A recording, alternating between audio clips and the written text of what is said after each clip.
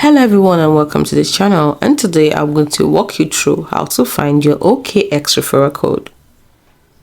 Now, if you're using the Okx app, how do you find your referral code? One, you need to open or launch the Okx application on your mobile device, that is iOS or Android device. Next, you have to ensure you are logged into your Okx account. Next, navigate to the profile or account section. You see the profile icon usually located at the top left corner.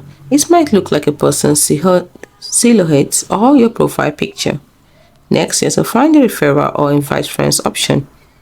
Now, within the profile menu, look for an option labeled referral or invite friends or something similar.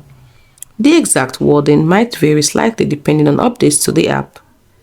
On the referral code, you'll find your unique referral code or a referral link, and sometimes you'll find both. Often there's a button for you to copy the code or the link. It's as simple as that.